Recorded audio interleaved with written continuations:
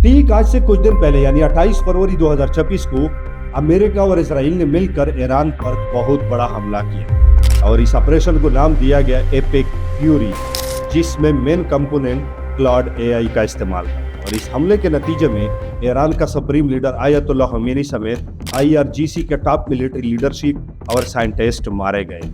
Red crescent की report के मुताबिक अभी तक 555 से ज्यादा लोगों की मौत हो चुकी है, जिसमें 150 से ज्यादा हायर सेकेंडरी स्कूल की लड़कियां शामिल थी। स्ट्राइक के फौरन 1 घंटे बाद ईरान ने रिटेलिएटरी ऑपरेशन शुरू कर दी और ईरान ने मिडल ईस्ट में जितनी भी अमेरिका के एसेट्स थे उनको बारी बारी निशाना बनाना शुरू कर दिया। ईरान के कुवैत पर दागे गए मिसाइलों के नतीजे में अभी तक 4 अमेरिकी सोल्जर मारे जा चुके हैं और हिजबुल्लाह ने भी ऑफिशियली ये जंग ज्वाइन कर लिया और लेबनान से डायरेक्टली इसराइल पर हमला कर दिया। और ये इलाका इतना सेंसिटिव है कि ये किसी भी लम्हे वर्ल्ड वॉर 3 को ट्रिगर कर सकती है। और अगर आपको अभी तक लगता है कि ये जंग वाकई ईरान के एटमी प्रोग्राम या फिर मिसाइल प्रोग्राम के खिलाफ है, तो आप ये वीडियो बिल्कुल स्किप कर सकते हैं, क्योंकि इसमें हम आगे जिक्र करने वाले हैं बाइबल प्रोफेसी की, जिसमें इज़ाखेल 38 और 39 की जिक्र है कि कैसे वो मुसलमानों को एक रुकावट समझकर इजराइल अपने आप को महफूज करना चाहता है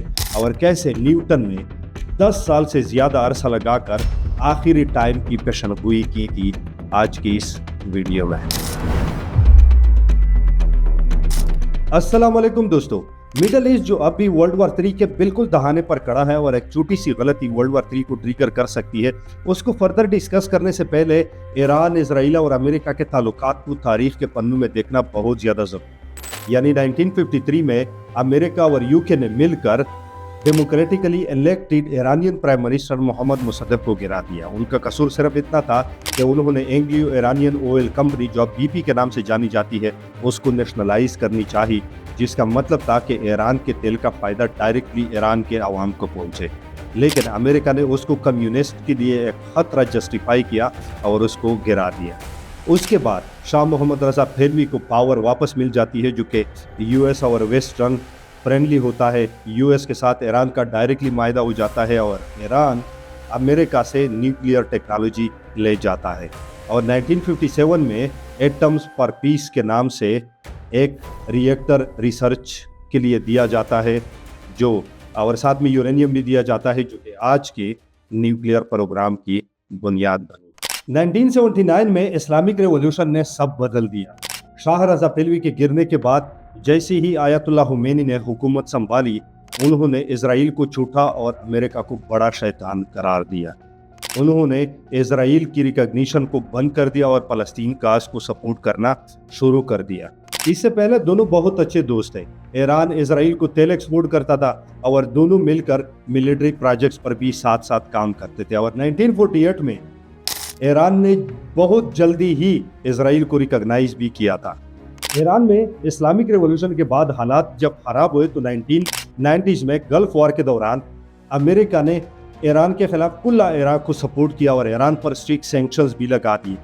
और इसी तरह 2001 में जब अमेरिका ने अफगानिस्तान पर इन्वेजन किया तो ईरान का ईस्टर्न बॉर्डर बिल्कुल अनस्टेबल हो गया। और इसी तरह बिल्कुल 2003 में जब अमेरिका ने इराक पर इन्वेजन किया, वहाँ पर शिया कम्युनिटी को तो पावर मिल गई, लेकिन मुल्क खाना जंगी की तरफ चला गया। और इसी तरह 2011 में मुअम्मर कज़ाफी को जब लीबिया में गिरा दिया गया, इसके बावजूद कि उन्होंने वॉलंटियरली न्यूक्लियर प्रोग्राम छोड़ दिया था, तो ईरान को यह सबक मिला कि न्यूक्लियर डिटरेंट बहुत ज़रूरी है, वरना आप कभी भी ख़त्म हो सकते हो। ठीक 2015 में अमेरिका के प्रेसिडेंट बाराक ओबामा ने ईरान के साथ एक न्यूक्लियर डील साइन कर दी, जिसको डोनाल्ड ट्रंप ने 2018 में कैंसिल करके ईरान पर मैक्सिमम प्रेशर के सैंक्शंस लगा दिए। और सैंक्शन किस तरह जंग से ज़्यादा तबाही फैलाती, इस हवाले से आप ये वाली वीडियो भी देख सकते हैं। और ठीक 2020 में कासिम सुलेमानी की मौत ने इस टेंशन को और भी बढ़ा दिया। और ये मिसट्रस्ट या फिर ऑयल, गैस या न्यूक्लियर पावर या फिर रीजनल पावर की बरतरी आज के इस जंग में हमें देखने को मिलती है। और ये सब बाइबल की प्रोफेसी से इंस्पायर लगता है, जिस तरह क्रिश्चियन ज़ायोनिस्ट का मानना है कि इजराइल की हिफाजत इसलिए ज़रूरी है ताकि यीशु मसीह वापस आ जाए, और मुसलमान मुल्कों को इस हवाले से टारगेट किया जा रहा है। और ये BBC की रिपोर्ट में बहुत अच्छे से समझाया गया है, जिसका जिक्र हम आगे वीडियो में चल के करें। اب سوال یہ ہے کہ آخر اسرائیل اتنا طاقتور کیسے ہے کہ وہ امریکہ کو منا لیتا ہے ہر خواہش پوری کرنے کے لیے؟ تو اس کا سمپل جواب یہ ہے کہ امریکہ میں لابیز کام کرتی ہیں جو بائبل پروفیسی پر یقین رکھتی ہے، اور ان میں سے سب سے طاقتور جو ہے وہ AIPAC ہے، AIPAC، امریکن اسرائیل پبلک افیئر کمیٹی، جو اوپن سورس کے ڈیٹا کے مطابق $45 ملین 2024 کے الیکشن میں AIPAC نے خرچ کیے صرف پرو اسرائیل کینڈیڈیٹ کو جتانے کے لیے۔ اور اسی طرح 2015 میں اسی لابی نے باراک اوباما کے ایران کے ساتھ جو نیوکلیئر ڈیل ہوئی تھی ان کے خلاف کیمپین بھی اسی نے چلائی تھی، اور اسی طرح 2023 اور 24 میں ایران کے خلاف جو سب سے زیادہ سینکشن اور سخت سینکشن لگا دیے گئے وہ بل بھی اسی کمیٹی نے ہی پوش کی تھی۔ فارن افیئر 2024 کی آرٹیکل بتاتی ہے کہ یہی وہ لابیز ہے جو کہ امریکہ کی فارن پالیسی کو ایران کے خلاف ڈریون کرتی ہے۔ اور صرف یہ نہیں، ایک دوسری لابی ہے جس کا نام ہے کوفی، CUFI، کرسچین یونائٹڈ فار اسرائیل، جس نے، اگر آپ لوگوں کو یاد ہو، امریکہ کی ایمبیسی ڈونلڈ ٹرمپ کے دور میں شفٹ کی گئی تھی یروشلم۔ یہ بھی $1 ملین خرچ کر کے اسی کوفی لابیز نے ہی کی تھی۔ PEW کی ریسرچ کے مطابق 70 ملین سے زیادہ امریکن ایونجلیکلز اسرائیل کو سپورٹ کرنا اپنا مذہبی فریضہ سمجھتی ہے۔ دا اٹلانٹک رپورٹ بتاتی ہے کہ ڈونلڈ ٹرمپ کی جتنی بھی پالیسیز ہیں وہ زیادہ تر یسوع مسیح کے واپس آنے یعنی بائبل کی پروفیسی سے ہی انسپائرڈ ہے، اور یہ لابیز اتنی خطرناک ہے کہ یہ ہیومن رائٹس کی وائلیشن پر بالکل بھی یقین نہیں رکھتی اور یہ اس کو اگنور کرتی ہے۔ یعنی وہ جتنا مار داڑ کرے، جتنے بے گناہ لوگوں کو مارے، اس سے کوئی فرق اس کو نہیں پڑتا۔ ایک ہی اس کا یقین ہے، ایک ہی اس کا ایمان ہے کہ حضرت عیسیٰ یعنی یسوع مسیح کی واپس آنے کے لیے جو کچھ کرنا پڑے وہ ہم کریں۔ اسی سے یاد آیا نیوٹن، جو کہ آپ لوگ ایک سائنسدان کے طور پر دیکھتے ہیں اور اسکول میں بھی آپ لوگوں نے Newton first, second and third law تو پڑھی ہوگی۔ انہوں نے اپنی زندگی کے 30 سال بائبلیکل پروفیسی پر گزارے۔ انہوں نے 300 سے زیادہ پیجز لکھی ڈینیل اینڈ ریولوشن پہ، اور ان کا عقیدہ تھا کہ یسوع مسیح آنے سے پہلے یعنی دنیا ورلڈ وار 3 میں ختم ہونے سے پہلے جویش فلسطین میں واپس آباد ہو جائیں گے، ان کا ایک الگ اسٹیٹ ہوگا۔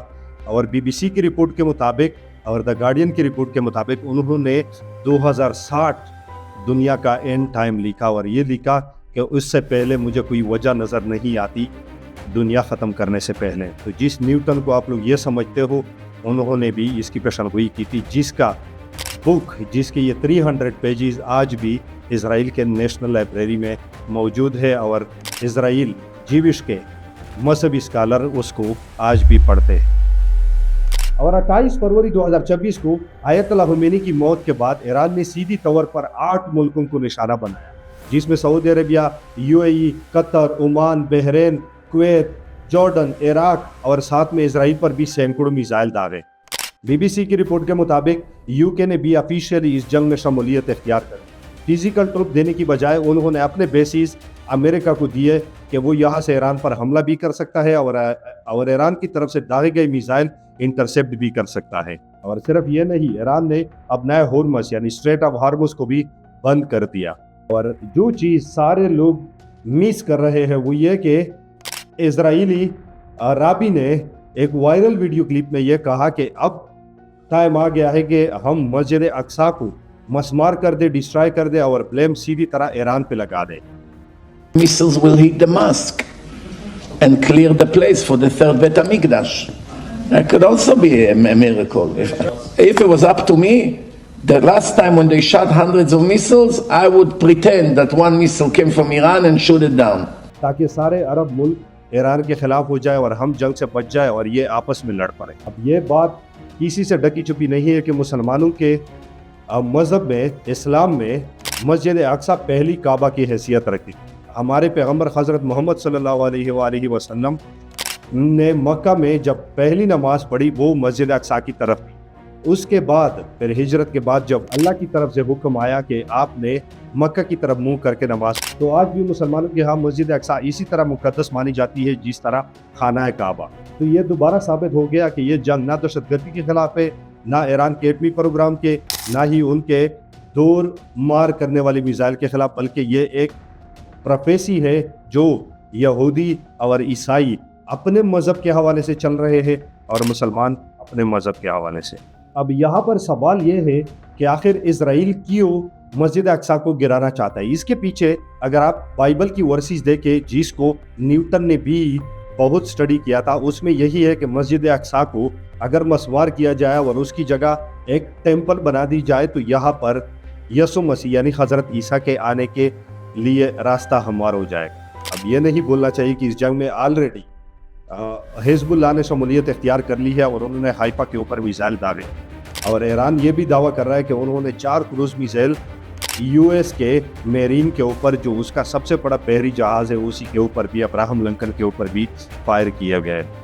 क्लाउड एआई जो कि एंथ्रोपी कंपनी ने बनाया है, इसका इस्तेमाल अमेरिका ने सबसे पहले वेनेजुएला के ऑपरेशन में किया था, और अभी एपिक फ्यूरी ऑपरेशन जो चल रही है ईरान के ऊपर, उसी में भी उन्होंने क्लाउड एआई का इस्तेमाल किया था अमेरिका के सेंट्रल कमांड ने। और अमेरिका के सेंट्रल कमांड ने ये इंटेलिजेंस असेसमेंट और टारगेट को पहुंचने तक और साथ में बैटल सिनेरियो को सिमुलेट करने के लिए इस्तेमाल की गई थी। इससे पहले डोनाल्ड ट्रंप ने ऑलरेडी इस एआई टूल पे पाबंदी लगाई थी, लेकिन इसके बावजूद अमेरिका के सेंट्रल कमांड ने इसका इस्तेमाल किया। ये तो एक बात वाज़ेह है कि एआई कितनी गहरी आजकल के जंगों में शामिल हो चुकी है, और साथ में ये एआई के इस्तेमाल के एथिकल रूल पर भी बहुत बड़े सवाल उठाते हैं। अब जो सबसे बड़ा सवाल है वो ये कि क्या अमेरिका ये जंग जीत जाएगा, और दूसरा सबसे बड़ा सवाल वो ये है कि क्या इस जंग के बाद दुनिया पहले जैसे रहेगी या फिर मुकम्मल बदल जाएगी। तो प्रोफेसर जियांग के मुताबिक ऑफिशियली वर्ल्ड वॉर 3 तो शुरू हो चुकी है, लेकिन अमेरिका ये जंग हार जाएगा और साथ में पूरी दुनिया इस जंग के बाद बदल जाएगी, क्योंकि ये जंग महीनों से लेकर सालों तक चलने वाली है। और साथ में अगर आप गौर करें तो ईरान के पास जो ड्रोन है, सिर्फ शहीद ड्रोन, वो एक 35,000 से लेके $50,000 तक होती है, जो कि वो फायर करता है गल्फ कंट्रीज या फिर इजराइल पर। और अपोजिट में क्या होता है, अमेरिका की डिफेंस सिस्टम था एक मिसाइल $1 मिलियन का है, कभी कभार 1 कभी कभार 3 एक ही ड्रोन को शूट करने में लग जाती है। तो ईरान के पास बहुत बड़ा जखीरा है, वो इस जंग के लिए बहुत ज़्यादा तैयारी कर चुका है। लेकिन दुनिया इस जंग के बाद मुकम्मल तौर पर बदल जाएगी अगर वर्ल्ड वॉर 3 शुरू ना हो पाया। लेकिन अगर इस जंग में प्रोफेसर जियांग के मुताबिक फ्रांस और जर्मनी ने इंटरफेरेंस की और वो अमेरिका के साथ शामिल हो गया, तो दूसरी तरफ चाइना और साथ में रशिया भी शामिल हो सकता है, और ये ब्लू अप कर जाएगा, सीधा वर्ल्ड वॉर 3 शुरू करेगा। अगर वर्ल्ड वॉर 3 शुरू ना भी हुई तो अभी से जो असरात देखने को मिल रहे हैं वो ये कि ऑयल और तेल स्ट्रेट ऑफ हार्मोज बंद होने की वजह से वो तो पूरी दुनिया में उसका एक स्काई रॉकेट बन जाएगा। अगर वर्ल्ड वॉर 3 शुरू ना भी हुई तो स्ट्रेट ऑफ हार्मोज के बंदिश से पूरी दुनिया में ऑयल एंड गैस की प्राइसेस स्काई रॉकेट हो जाएगी। और दूसरी बात, एक रिपोर्टर ने यह भी क्लेम किया है कि सऊदी अरेबिया और यूएई में उन्होंने मोसाद के एजेंट को पकड़ लिया है, जो कि मुलव्वस थे अरामको पे हमले में, और बाकी जगहों पर भी प्लान कर रहे थे कि वो गल्फ कंट्रीज के ऑयल तंसीबात को निशाना बनाए। In Qatar and Saudi Arabia, authorities arrested Mossad agents planning on committing bombings in those countries. Now, that's weird. That doesn't make any sense. Committing bombings in 2 Gulf countries, which are also being attacked by Iran. Aren't they on the same side? No. अब इसका क्या मतलब था? इसका directly मतलब ये था कि गल्फ कंट्री सीधी तौर पर इंगेज करे ईरान के साथ और हमसे उनका मुंह मोड़ लिया। और आने वाले दिनों में प्रोफेसर जियांग की प्रेडिक्शन के मुताबिक यूएई, सऊदी अरेबिया और बाकी गल्फ कंट्रीज में वाटर सप्लाई को भी टारगेट किया जा सकता है। और प्रोफेसर जियांग के मुताबिक आने वाले दिनों में गल्फ कंट्रीज में वाटर सप्लाई या फिर वाटर के जो प्लांट्स हैं उनको भी टारगेट किया जा सकता है, क्योंकि पानी ही वाहिद चीज़ है गल्फ कंट्रीज में जिसके बगैर वो एक हफ्ता भी सर्वाइव नहीं कर सकती, क्योंकि उनके पास खुद मीठा पानी नहीं है। The water issue is in Iran, and that's the weak point that the Americans and Israelis will attack. All right? They want to make sure that Iran has no access to fresh water, which will cause devastation in their nation. और हाँ, ये बात भी नहीं बोलनी चाहिए कि gulf countries जो तेल बाहर एक्सपोर्ट करता है डिफरेंट कंट्रीज को, वो वहाँ से फूड यानी खुराकी सामान भी इंपोर्ट करता है। तो अगर स्ट्रेट ऑफ हार्मूज बंद है तो ये दोनों बिल्कुल अंडर सीज आ चुके हैं। दोस्तों, आखिर में सिर्फ इतना कहना चाहूँगा कि ये ईरान, इजराइल और अमेरिका के दरमियान जो जंग है ये कभी भी न्यूक्लियर वेपन के हवाले से नहीं थी और ना ही दौर मार मिसाइल के हवाले से थी, बल्कि ये एक मजहबी जंग थी जो कि एक बाइबल प्रोफेसी को सिर्फ पूरे करने के लिए थी। वरना 2015 में जो बाराक ओबामा ने ईरान के साथ न्यूक्लियर डील की थी वो मुआहदा डोनाल्ड ट्रंप 2018 में ख़त्म ना करता। और इसी तरह बाइबल प्रोफेसी की जितनी भी मैंने यहाँ पर जिक्र किया वो सब के सब आप नीचे फर्स्ट कमेंट में चेक कर सकते हैं और वेरीफाई कर सकते हैं।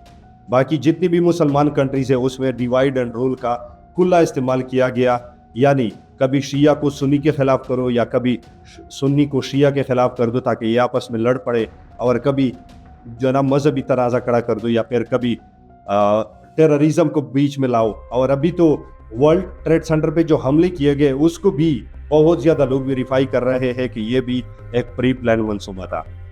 मेरे नैरेटिव पे सवाल उठाने से पहले आप ये नीचे सोर्स वेरीफाई करके उसके बाद ही यहाँ पे कमेंट करें कि क्या ये बात सही है या गलत है। और वर्ल्ड वार 3 ऑफिशियली शुरू हो चुकी है और ये कभी भी एक बहुत बड़ा और पूरी दुनिया में तबाही ला सकता है। अगर आपको ये वीडियो अच्छी लगी है तो सब्सक्राइब करें, लाइक करें और कमेंट में ज़रूर अपने राय से आगाह कीजिएगा। मिलते हैं नई वीडियो में। अल्लाह हाफिज़।